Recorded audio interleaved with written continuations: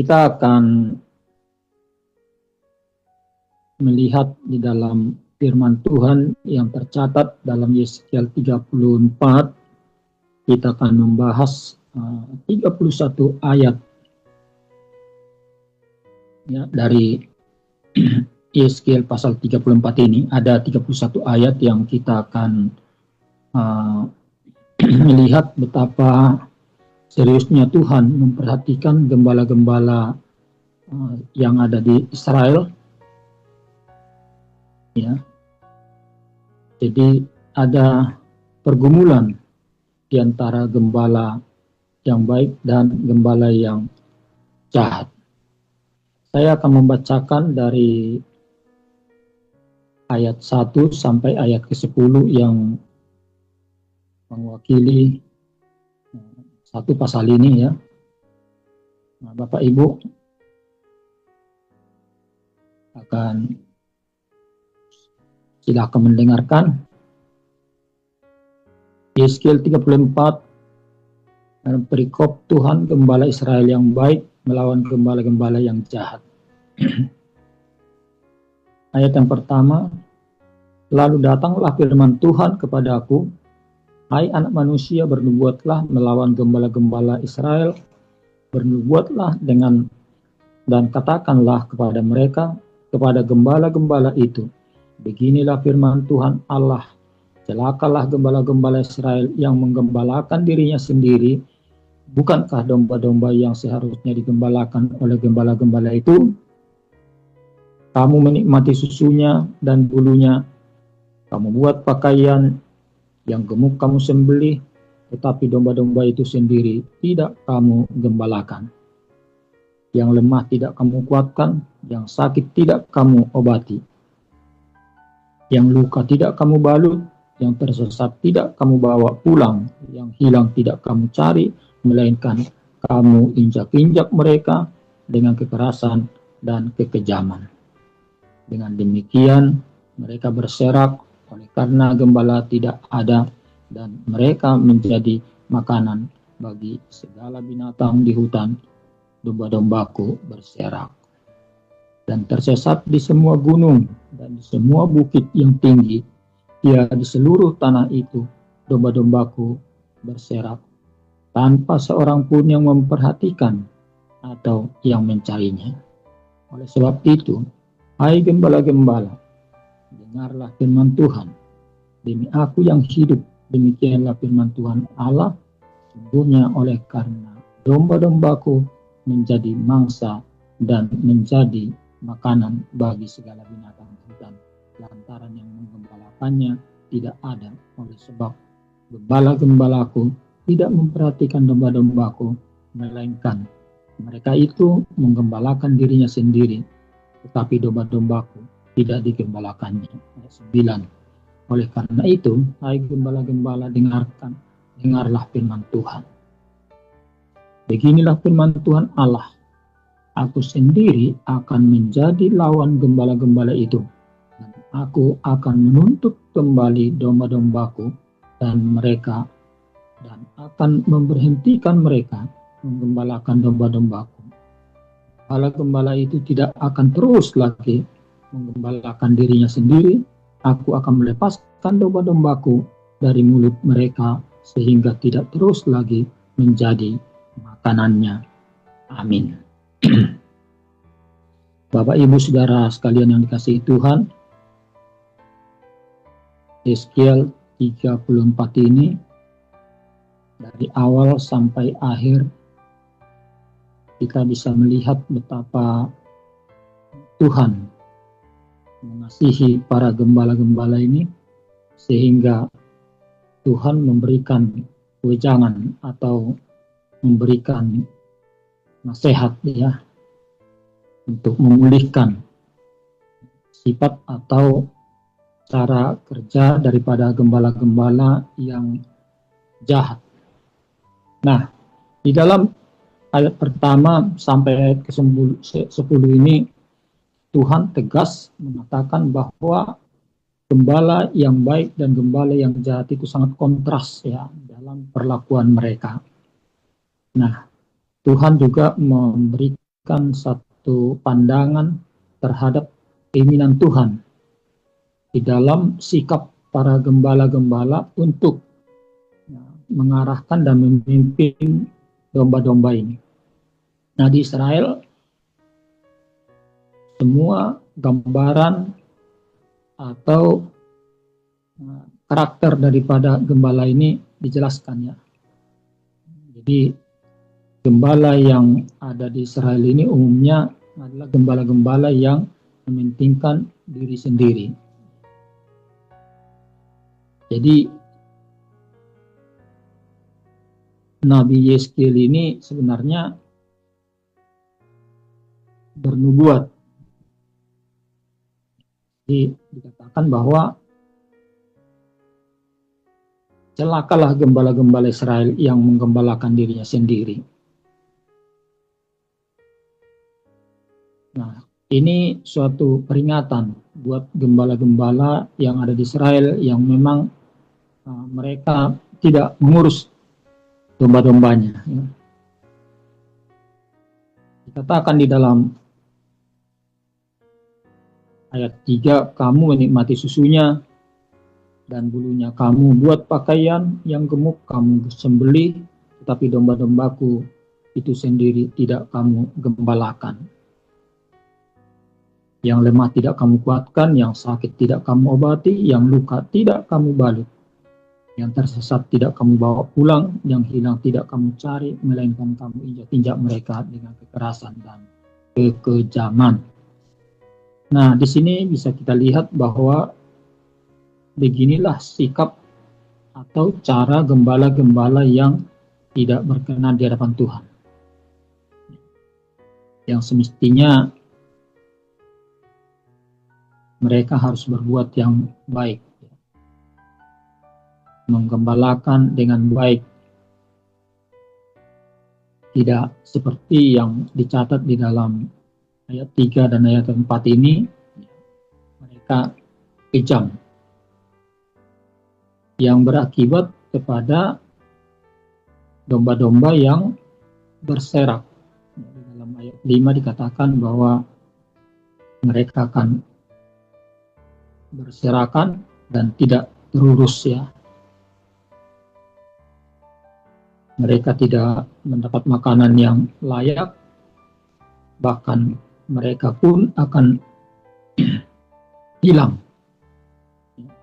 Hilang artinya di dalam aplikasinya bahwa jemaat yang sudah dituntun selama ini, atau yang sudah dimenangkan menjadi seorang jemaat yang percaya kepada Yesus sebagai Tuhannya, bisa kembali lagi. Ini yang lebih parah dan fatal ya. Nah, ini terjadi akibat daripada gembala yang tidak memelihara dombanya. Jadi domba-domba yang sudah dicari, domba-domba yang sudah dijadikan menjadi umat Tuhan yang benar-benar berharap kepada pimpinan dan tuntunan Tuhan di dalam hidup mereka, bahkan menjadi calon untuk bisa bersama-sama dengan para gembala untuk melayani domba-domba yang lain, atau mencari domba-domba yang memang sudah tidak mengenal tuannya, tidak mengenal siapa itu Yesus ya sebagai Tuhan dan Juru Selamatnya. Nah, ini yang difokuskan di dalam ayat pertama sampai 10 ini. Di sini jelas sekali dikatakan bahwa gembala-gembala yang benar semestinya seperti yang diharapkan oleh Tuhan. Demi aku yang hidup, demikianlah firman Tuhan Allah sesungguhnya, oleh karena domba-dombaku menjadi mangsa dan menjadi makanan bagi segala binatang di hutan, lantaran yang mengembalakannya tidak ada. Jadi Tuhan mengambil alih ya, penggembalaan ini. Ini yang sangat kontras kita lihat. Tuhan mengambil alih domba-dombanya. Bahkan dikatakan di dalam ayat yang ke-10 bahwa Tuhan akan memberhentikan mereka menggembalakan domba-dombanya. Jadi ketika Tuhan marah, Tuhan melepaskan para domba-domba ini dari mulut mereka. Ini secara kasar dikatakan bahwa seolah-olah bahwa domba-domba ini adalah merupakan objek daripada gembala-gembala yang nakal, gembala-gembala yang jahat. Jadi dikatakan, aku akan melepaskan domba-dombaku dari mulut mereka sehingga tidak terus lagi menjadi makanannya. Di dalam ayat 11 dikatakan, sebab beginilah firman Tuhan Allah, dengan sesungguhnya aku sendiri akan memperhatikan domba-dombaku dan akan mencarinya. Nah, ketika Tuhan mengambil alih tugas gembala, ini adalah satu kemarahan yang luar biasa. Dan sesungguhnya memang Tuhan itu memiliki kasih yang sempurna bagi kita sekalian, bagi domba-domba maupun bagi gembala-gembala ya. Jadi ketika Tuhan mengambil alih, ini suatu pelajaran bagi gembala-gembala yang ada di Israel, yang menurut Tuhan sendiri bahwa ini tidak boleh dibiarkan begitu saja. Jadi melalui Yeskiel atau Nabi Yeskiel, nubuat terjadi, nubuat didengarkan kepada gembala-gembala yang ada di Israel untuk mereka bisa berubah ya. Bisa terjadi pemulihan untuk sifat dan sikap yang begitu kejam dari gembala-gembala yang ada di Israel terhadap domba-dombanya.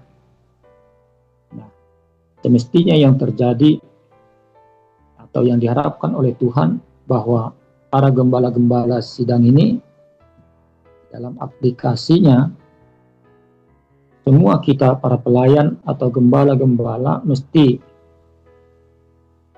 menyerahkan jiwa kita, nyawa kita kepada domba-domba kita atau kepada jemaat Tuhan yang dipercayakan untuk kita gembalakan. Seperti firman Tuhan di dalam Yohanes 10 ayat 11 yang mengatakan bahwa memang kita harus serius dan sangat sungguh-sungguh di dalam menggembalakan domba ini. Bahkan dikatakan gembala sidang harus menyerahkan segala kemampuan dan kekuatannya, bahkan nyawanya sekalipun harus serahkan untuk membela dan memelihara domba-dombanya. Sehingga para domba-domba ini mendapatkan makanan, mendapatkan rumput, tapi tidak sebaliknya. Gembala dikatakan bahwa mereka menginjak-injak ya, rumput yang akan menjadi makanan daripada para domba-domba ini. Nah, jadi kalau kita lihat di dalam ayat selanjutnya, bahwa Tuhanlah yang menjadi hakim ya di antara domba yang ada.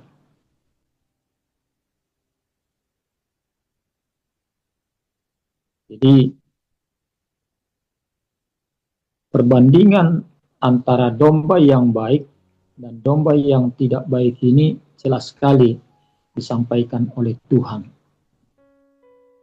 Gembala yang baik akan memelihara dombanya dengan sungguh-sungguh dan bahkan menyerahkan nyawanya demi keamanan, kenyamanan, kesejahteraan domba itu sendiri. Sementara gembala yang tidak baik, dia akan memperlakukan domba itu sedemikian rupa demi kepentingan pribadi daripada para gembala. Ya, susunya diambil, ya. Domba yang gemuk dipotongnya, yang kurus dibiarkan. Bahkan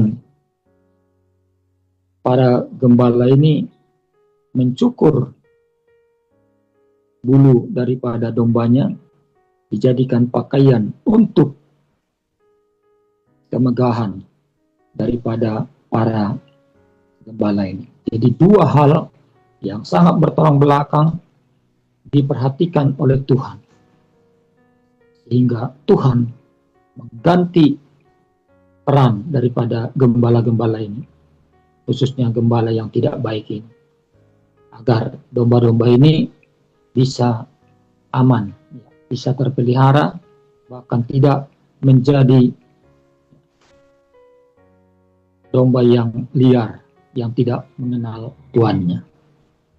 Nah, hal ini tentu merupakan satu peringatan bagi kita sekalian, ini khusus kepada gembala-gembala yang tentunya harus berinteraksi antara gembala dan domba. Kenapa gembala bisa arogan terhadap domba? Ya tentu ada sebabnya, di mana domba-domba sangat sulit digembalakan, sangat tidak dengar-dengaran kepada gembalanya. Gembala sudah mengarahkan domba, tapi domba selalu membelot ke jalan-jalan sesuka hati daripada domba tersebut. Jadi aplikasinya bahwa kita sebagai gembala harus menjadi gembala yang baik, yang senantiasa memelihara domba, dan demikian juga para domba harus memperhatikan gembalanya. Jadi para pendeta-pendeta harus didengarkan oleh para jemaat, agar jemaat mendapatkan makanan yang baik, yang memiliki nutrisi, bahkan selalu dirawat oleh para pendeta, perhatikan, dan yang terutama selalu diberikan nafkah rohani, yaitu selalu mendoakan siang dan malam.